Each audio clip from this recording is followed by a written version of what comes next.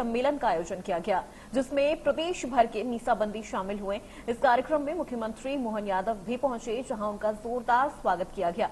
CM ने मीसाबंदियों को सम्मानित किया। साथ ही सम्मेलन को संबोधित करते हुए सीएम डॉक्टर मोहन यादव ने कहा कि 10 साल की छोटी अवधि में प्रधानमंत्री नरेंद्र मोदी ने बड़े बड़े काम किए हैं।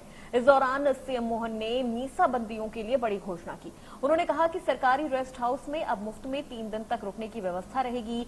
मीसाबंदियों और लोकतंत्र सेनानी को टोल नाकों पर छूट मिलेगी। अगर सेनानी को एयर एम्बुलेंस की जरूरत भी कहीं पड़ेगी तो सरकार ये व्यवस्था करेगी। एयर टैक्सी के लिए 25% की छूट मिलेगी।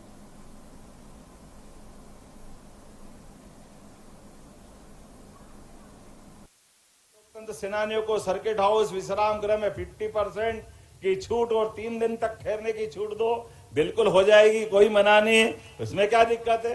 आपकी दुनिया है, आपने अधिकार दिया है।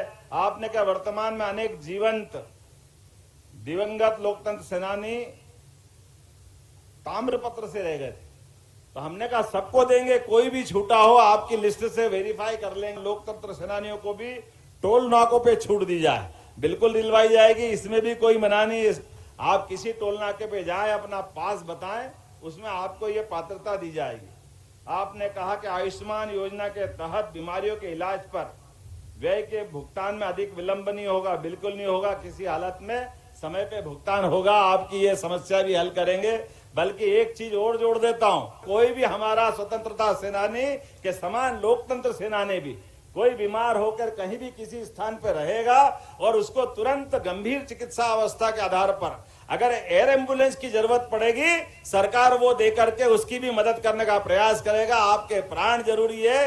अभी हमारा अपना मध्य प्रदेश ग्वालियर से लगा करके रीवा तक का इस पूरे बेल्ट के अंदर हमने एयर टैक्सी की सुविधा भी चालू की है। तो इस एयर टैक्सी की सुविधा में अगर आप उसमें आना जाना चाहोगे तो आपको भी 25% की छूट सरकार के द्वारा देने की घोषणा करेंगे।